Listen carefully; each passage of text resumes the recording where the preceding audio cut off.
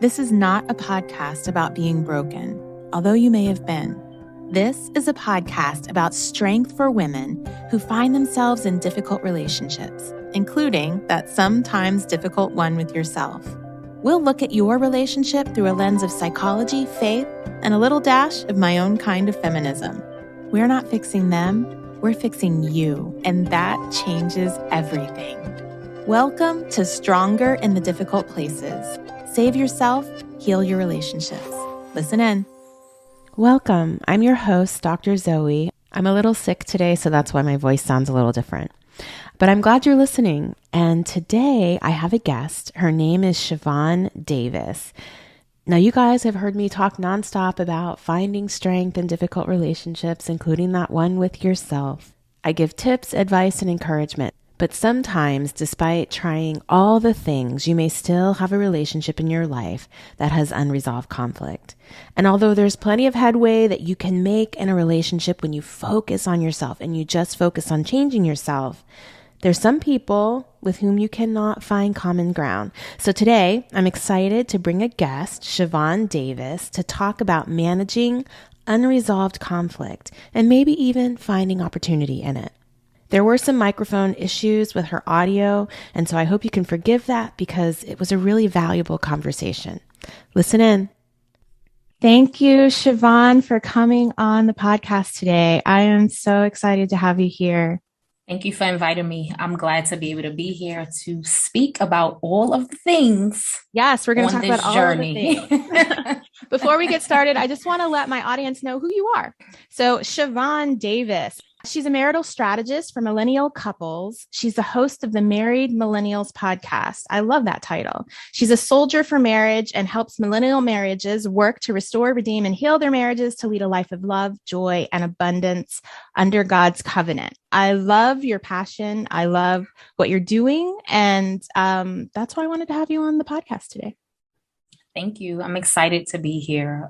Definitely being a beneficiary of the book that you wrote helped me get into alignment with self-care. So to be able to share your platform with you, I'm honored to be able to do that. Excellent. Thank you. Thank you. Right. Dr. Zoe, you got me drinking my water every day. Good, good. Mine is right here. So, as with all of my guests, I would like you to first, before we get into this topic, and we're going to be talking today about unresolved conflict in your relationships and dealing with it, and really specifically what you need to do with yourself to deal and work in relationships when there's unresolved conflict. And that's a real deal. But before we get started, can you please tell my audience a win and a fail? Absolutely. Can I be real? Can I be real on this podcast? Please be real. That's all we're interested in is real. I'm going to share a fail, and it's a reoccurring fail because I'm still learning like how to really get out of this. So one of like my biggest hangups even now is like trying to perfect my healing journey is one of the biggest obstacles that I face like consistently. Right. So even if I'm doing the work and I'm working well, and then I just have like a blow up one day, or I forget to practice self-care, or I forget to do the things like that's really required to be a whole person, I'm super hard on myself, and it takes away all of the 357 days that I was doing it right. And I'm like, oh my God, I can't believe I had this blow up. But I'm starting to understand how that's actually keeping me back more than it is just like being able to experience it. So that's something that I speak about often. As I said, it still plagues me. And just being okay with like being a whole person. I can heal and still mess up. I can heal and still have my days when I don't want to talk to nobody. I don't want to look at nobody. I don't want a thing to do with you or myself. Correct. And be okay with that. So that I would have to say is one of the things that still try me to this day. And then a win for the win, learning how to say no. I love that word. Good. Without explanation, without trying to come up with a reason why so that it can suit the other person. I didn't realize how much I was denying myself the right to really say, I don't want to do that. No, there's nothing on my calendar, but I just don't want to do anything without feeling that guilt and shame, like especially when it came to authoritative figures in my life, like my mother, my mother-in-law. So being able to say no when I don't want to say yes. it's a win for me. It is a win. That's a huge win for all women. And, sometimes when I was thinking about my word of the year, I was thinking about the word no. And I was thinking, I think everyone's sub word of the year should be no, because we need to learn to say it more so that we can honor ourselves and have more yeses for ourselves. So good job. Good job that you are working on that and learning that. And no is a complete sentence. But, I just wanted to speak for a minute to what you just said about your own healing journey. And for women who are out there, you said it so beautifully that you can still do and be all these things and still be on your own journey. You can also help and heal and walk with other people on their journey and still be on yours, right? Come on, say that. And then you said something about how days that you fail, whether it's with self-talk or going back to old behavior, that you've lost those 365 days. And I just want to encourage you that you haven't, because we're going to fail, but it doesn't mean that we have now negated all of the work that we've done up to this point. Failing is just a learning, and you're learning it through the process, and all of those, that foundational time, right, that you had, that matters, and you're moving forward with that. So thank you for sharing your win and fails. I know women love to hear them because they resonate with them and they can recognize that you're a real person just like everybody else. Absolutely. Absolutely, y'all. I'm still trying to get my life in order. Yes, we all are. We all are. And I don't believe that any of us should stop doing that until the day that we die. Right. So let's go on to the topic. Women in unresolved conflict. So I'm so excited to talk about this. Many of the women that I work with in my practice are dealing with this. And usually it's family, because when we have really severe unresolved conflict with friends, we can generally go ahead and let those friendships go. Not always if we've got some codependent issues, but usually it's your partner. It's, mother-in-law, family, family of origin, nuclear family. So let's talk about this. First, what is the difference between continually unresolved conflict and then just general conflict? Ooh, how long we got? About an hour? Mm-hmm. So typically, I like to describe it as like the unresolvable conflict are just like the things, no matter how hard you really work on them, they're just like really not going anywhere for like the long term, right? Mm-hmm. So that can be things like punctuality, finances, being a spender or being a saver, whoever you are, like the things that just really make up who you are as a person, that just don't mesh well with other people in the relationship, right? Because when you think about it, like your unresolvable conflicts, you was just like, okay, this is who I am. But I think it becomes like more of an issue when we begin to interact with somebody else that we are now co-creating with. Mm-hmm. And that's when it becomes unresolvable. But those unresolvable things can be managed. There's no solution, but you can manage how you're walking in them. And then with solvable conflict is those things that come up where you can actually sit down, come to the drawing board with yourself, with your partner, whoever you're in relationship with, and say, okay, how are we going to handle this? This is what I need it to look like. This is what you need it to look like. And then I encourage people, if this is not just something about you, but it's in relationship to somebody else, you want to get clear on what that working definition of solution looks like for both of you. And when it's a win-win, not when somebody has to lose for the other person to win, that's when you know that that was conflict that was able to be resolved. Okay. So that's resolvable conflict. Right. That's when you two are working together, you're figuring it out, you're maybe coming to some compromises, you're finding your win-wins. Those are resolvable conflicts. Exactly. Okay. Right. So let's talk about the ones that are often steeped really deep in pain. Mm-hmm. People have, hurt us. We've asked over and over, and they're not willing to give us what we need, or we are just gridlocked. We cannot agree that, maybe it's, I want to have a child and you don't. And now here we are married and I don't know what to do. There's some deep. You're getting into the juicy ones. I am. I'm getting into the juicy ones because those are unresolvable.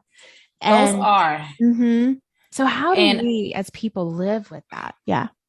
That's what I was about to say. I think when it comes to unresolvable conflict, especially as it pertains to marriage, the two parties involved need to come to a solution that actually benefits the marriage. Even if sometimes it's just like not right now. Yeah. But trying to I say get an understanding, like, which for me, when I'm teaching couples, to like stand under what your partner's perception is, their experience of it, and really try to come to the drawing board. If you don't want to have children, let's get to the bottom of it. Because usually with unresolvable conflict, there's a story attached to underneath. So like if a woman is saying, I don't want to have a child, maybe she thinks she has to give up her career. Maybe she thinks that her body won't go back to how it was. Maybe she's afraid to be in labor. Oh my God, I can carry this baby, but I actually have to push this baby out at some point. Or even for a husband, well, our life is going to change. We're not going to have as much sex as we used to if a baby comes in. You really want to get down to what the story is behind it. And I think when couples understand their partner's story, it helps us to be able to empathize differently. So now if it's like, oh my God, you really don't want to have this baby because you have a fear of being the mother to our child that our mother was to you. That's something to unpack, because that's a very realistic narrative for somebody who's carrying that. I don't know if I can do it. I have doubts. I have fears. That's what unresolvable conflict is tied to. So when you get to a space of understanding why, I just personally have seen in this line of work, it changes now my response to you in dealing with that approach, if that makes sense. It does make sense. As I'm thinking about the woman who's in this situation, and, from my viewpoint, I'm always about changing and working on changing and fixing and growing yourself rather than expecting and changing him. I want to talk a little bit about what that woman can do individually, because we can say, yeah, your husband should be able to come to the table. You guys should be able to have these conversations and undercover your stories. But sometimes that's not the reality. Sometimes he's just like, yeah, no, I'm not. And so I love what you said about the stories, because whenever we're in a place of, I don't know if it's decision making or angst, or sometimes when we're gridlocked in a viewpoint, it's always helpful to be able to say, okay, what is his story? Let me understand his story so that I can know and understand where he's coming from. And then let me look at my story. Right. And so sometimes looking at your story, maybe it is some fear or trauma or something going on from your childhood that's causing you to become gridlocked on your side. I think it's really important to look at that, but sometimes it's not going to change the outcome. So, I think it's important to look at that, and so that you can know where you are. And then you've got to come to a place of acceptance and figuring out how to walk that relationship through with that unresolved conflict there. Absolutely. I love that you said that, because that's exactly where I was going to go. And I think acceptance, when you walk in true acceptance, you understand that no matter the outcome, it does not diminish your self-worth.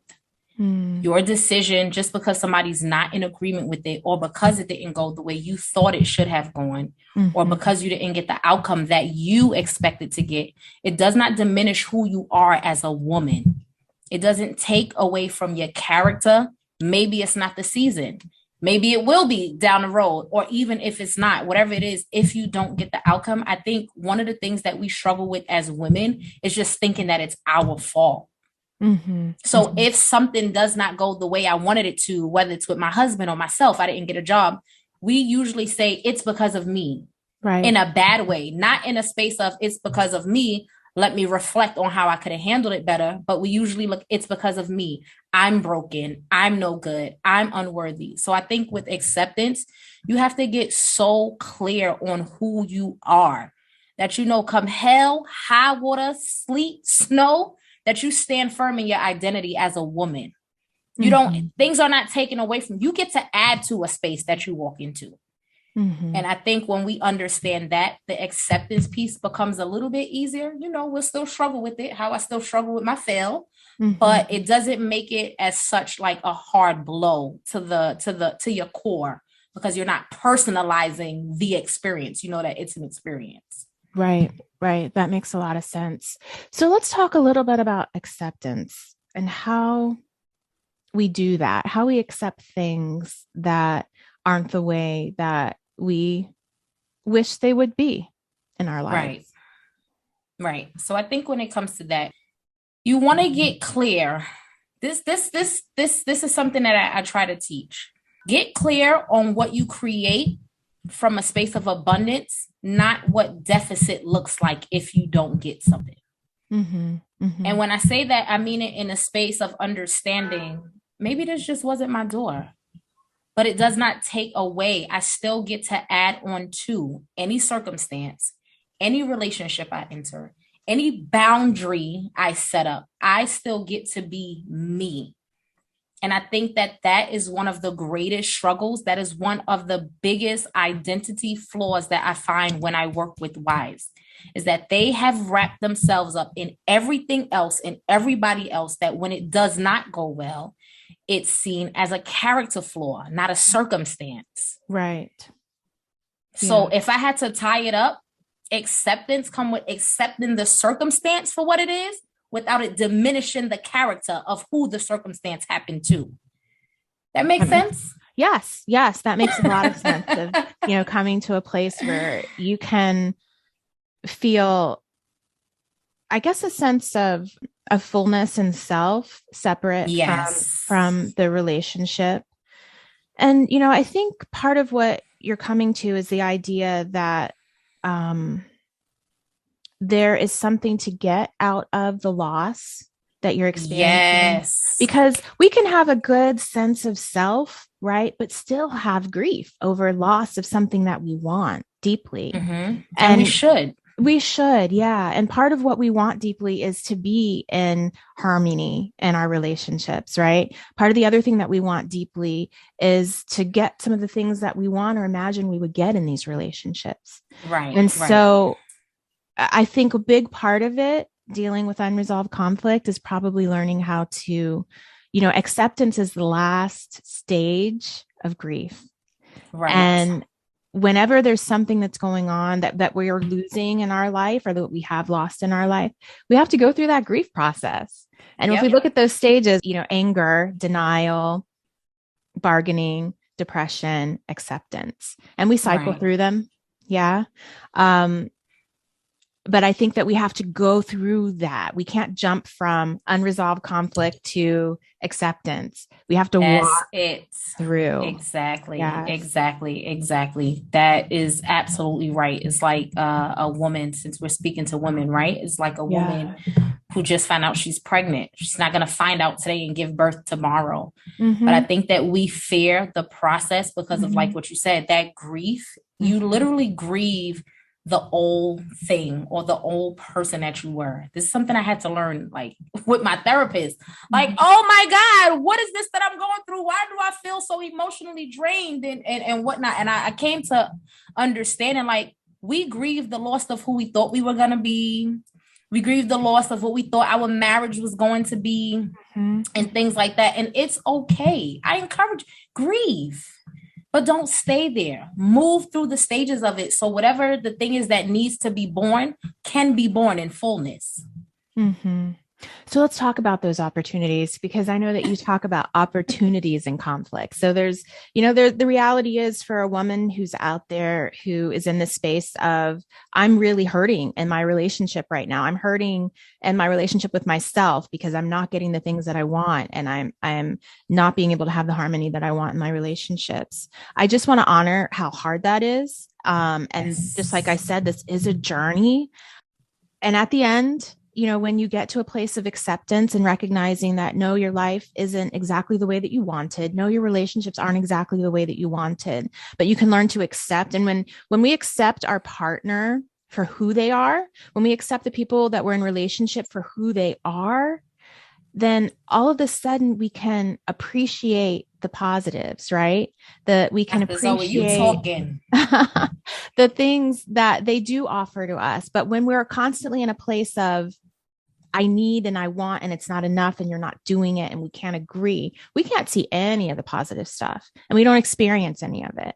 So, right. So I want to talk about, once we get to that place and it is work, how do we see those opportunities in conflict? What are the opportunities that can come out of conflict, Shivonne? It is work. So glad. If you don't hear anything else in this space today, it is work. Even when the work is working, it's still work to maintain it. So I would say some of the opportunities in conflict as it relates to self, as it relates to relationship with your spouse, your significant other, is deeper levels of intimacy. So just as I said with misunderstandings, with understandings, you stand under like the perception of the person that you're in communication with, right? And it's the same for misunderstandings. I believe that misunderstandings are missed opportunities to actually do exactly that. Stand under the point of view of the person. And when conflict is dealt with in a way that is healthy, fulfilling, it becomes rewarding. Because now what that conflict does is, one, now I can see things the way you see it. I have a different insight that I did not have before. I have a clearer understanding of what I need, but also what you need. And this is something I actually just shared this with my husband just a few minutes before this podcast started, right? Because he's like, with our oldest daughter, I just feel like she doesn't love me because when I come home, like she doesn't jump on me when I come in the door and whatnot, right? Yeah. That's not her personality. But because of his own need, for and that his story that he creates. Exactly. Yeah. He only saw it before he said it to me. He only saw it as she does it to him. So now with this conflict being here, it gives him an awareness of where he can still afford to validate himself a little bit more and understand that he's worthy enough to be able to ask her for what's needed in that instance. It creates a space for them to have a deeper conversation. And it did just that quick. He's like, oh my God, I know that she still struggles with feeling like she doesn't deserve a right to take up space. Our daughter just started therapy a few months ago, so she's still unlearning some things. And I think if you allow conflict to do it, it will show you the gaps that you still get to fill, and it'll teach you how to create a space of grace for you and the person that you're dealing with. That's so good. Yeah, that's so good. That is excellent opportunity and conflict. And sometimes we don't think about that because we're feeling so bad. We're in the midst of it and we're thinking about what we've lost instead of recognizing what we can gain. And even, you mentioned intimacy, that an opportunity in unresolved conflict is intimacy. And that's so interesting because, my first mind wants to go, but wait, it's not resolved. Where's the intimacy going to come? But what we don't understand is that when we walk through difficult things with people, intimacy is created because there's a connection. Even unfortunately, there can sometimes be very negative connections, right? We have very unhealthy connections with people that we are in abusive relationships with. But the reality is that when we walk through something difficult with somebody, intimacy is created. And so you don't have to agree. You can have major points of contention, even within a healthy relationship. Yes. And recognize that somebody that gets it. Yes. That they're, the beauty in that actually is that when someone knows you so well and accepts you, even if they don't agree with you, there is a deep sense of feeling loved and accepted that you don't necessarily get when everything is just perfect and together. We agree on everything. Everything's perfect. That's good. And that happens in marriages sometimes too. But when someone can know you well and not agree with you and still love you, that is deep intimacy. Absolutely. Absolutely. And I even encourage couples to get a greater understanding of what does agreement mean to you. I know, like for me, we struggled in my marriage for like the first few years because my husband literally felt like if I didn't agree with him, I was opposing him. So we did not have a clear working definition or understanding of what agreement meant to the other person, or what partnership looked like. So when you're clear on and this is what I tell people, when you come to see me and say my marriage is failing because my husband or my wife does X, Y, Z, and I'm looking at you like, how are you contributing to this space? A lot of people are like, they don't understand it. because there's a different level of awareness when you realize, okay, so the way I'm perceiving it is causing the chaos. The way I'm handling the conflict is causing the chaos. I tell people, conflict has never destroyed a marriage yet. Never, not one single time. The way you're choosing to handle it, the way you're choosing to not be aware, like, what are you pretending not to know, right? Right. So different things. It's just, it's so many different layers to get like a clear understanding of what it looks like to walk out a relationship in love with yourself first and then with your spouse. That's so good. So we want to ask ourselves, what's the story we're telling ourselves about this, right? That's what it comes down to, is what's the story you're telling yourself, right? And how is that story feeding or contributing to this conflict? And what's the story he's telling himself? You know, my husband and I, you know, too, you know, we each tell ourselves different stories about things that are going on in our marriage. And it is really important to know what those stories are, because often the stories are lies. Hello. That's just a reality. Most of those stories we tell ourselves when we are in a highly emotional state are lies, and they're based on history. And that creates and drives and contributes to that gridlock in our relationships. Yes, absolutely. Absolutely. So we're looking at understanding our story. We're looking at walking through the grief when the actual thing is unresolvable. And we're looking at coming to a place of acceptance, and then also realizing that intimacy can still be created. Intimacy can still be present in a relationship when there is unresolved conflict. And most relationships have some form of unresolved conflict. Maybe it's little, which is like, okay, we're just going to agree to disagree. And then other ones, it's very large, and it can be very painful. But I think that, and it can be, no matter how big or small it is, I think couples win when they realize that even though we can't resolve it, it can be managed, right? It's like like a person with AIDS, right? I can liken it to, that's the first thing that comes to my mind. Even though it's playing out in a way, there's ways to manage it. Look at, you know, Magic Johnson. Right.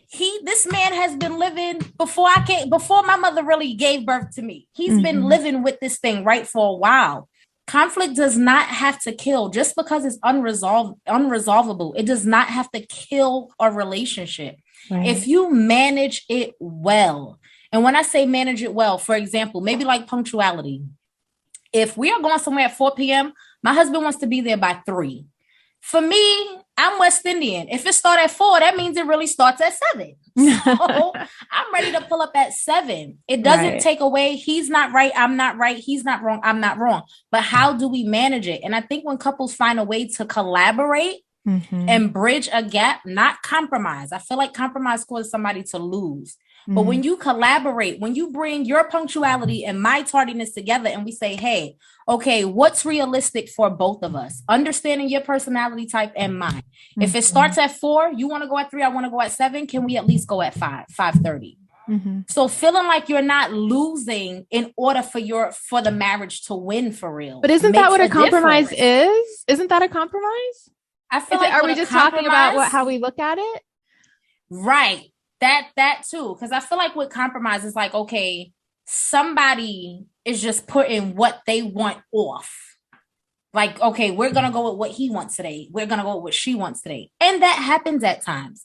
Okay. But I think when you're collaborating on the things that are unresolvable, both of you get to find a way that makes sense for you where nobody feel like they're losing. Right. So if this conflict was, well, you know, I like to be on time and we're still going to get there at 4, my question now becomes, what about me? Or if his thing is, I want to get there at 7 and he's like, well, that's too late for me. The question now becomes, well, what about me? I think you made a really good point when you said, what about me? Because sometimes in relationships, we're not going to get what we want. We are not. Say that. There isn't a compromise. And so then sometimes we have to figure out as an individual how we can fill ourselves up, get that need met outside of a marriage in a healthy way. It's not always fair for us to assume that our partner can meet all of our needs. And that's where I want a woman to pay attention to and recognize that if you're not getting that thing, I don't know what your thing is, but if you're not getting that thing, it doesn't mean that you have to chuck the whole relationship. Yes. But it does mean that you have to honor the fact that that's a need that you have and a desire that you have, and figure out a healthier way to get that met. Absolutely. The needs that you have in a relationship is for you first. And that means, like, if I have a need, the strong desire to be loved and quality time and things like that, I can tell when my tank is empty. Mm-hmm. When I'm just going crazy looking for my husband to fulfill it. And then I stop and I'm like, wait, have you spent quality time with you? Mm-hmm. Are you loving you the way you're asking him to do it right now? Are you giving you all the oohs, the eyes, the glitz and the glamours? And a lot of the times the answer is no. And sometimes we just don't know that we're placing this burden on our significant other to give us something that we're lacking. But that need does start with self. It starts with you. It starts with you, even in the form of a boundary. If I have this need to be respected and I feel like I'm not getting that, it's my responsibility to put that boundary up. It's also my responsibility to uphold that boundary. Mm-hmm. Mm-hmm. So the needs start with you first. Thank you, Shivonne. I think this has been a wonderful conversation. Can you think of any last thing that you would want to share with a woman who's struggling in this place of unresolved conflict in her marriage or other relationship? Absolutely. Absolutely. I think the one takeaway that I would like to leave with the woman that's listening right now, and she's like, how? I hear all these things you're saying, but how? Start with getting centered on who you are. Mm-hmm. Do not place your identity in anything else, not your titles, your positions, your money, your success. Get clear on who you are as a woman. I feel like once you establish that, it's harder for you to be shaken by things that's happening outside of your control. So get clear, know who you are, love on yourself. Get Dr. Zoe's book, because that thing has pulled me out of a rut last year. I'm reading it again this year because it makes sense. When you're full, even if a little bit falls over the top of your cup, you're not empty. Right, right. So that makes a difference. Thank you. Thank you for sharing. I appreciate that. How can people find you and how can people work with you?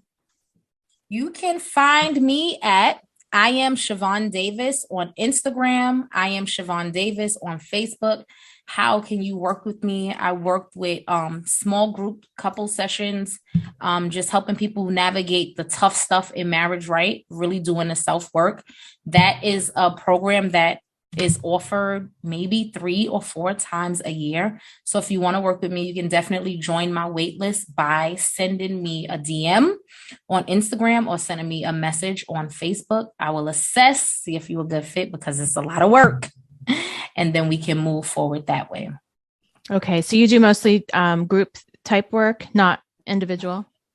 Individuals, not too much. There's something different when community is in the room. Okay. When you get to see people looking like you, trying to fight for the same thing you're fighting for, it makes a huge difference in a success rate. In my experience so far, it makes a difference. That's really powerful. It makes a difference. So absolutely. Most of the work that I do, 90% of the work that I do is group coaching. And then you have access to like a breakthrough strategy session with me here and there. But most of the work is done in a group workshop style. Beautiful. Well, thank you so much for coming on today. Those were some beautiful nuggets that you shared. Thank you for having me. I look forward to collaborating with you again. This has been an amazing experience. Thank you for listening to Stronger in the Difficult Places. New episodes go up every Tuesday. Follow me so you don't miss an episode, and hop on my mailing list at drzoeshaw.com for regular encouragement and a few affirmations for staying strong in your relationships, including that sometimes difficult one with yourself. Have a strong week.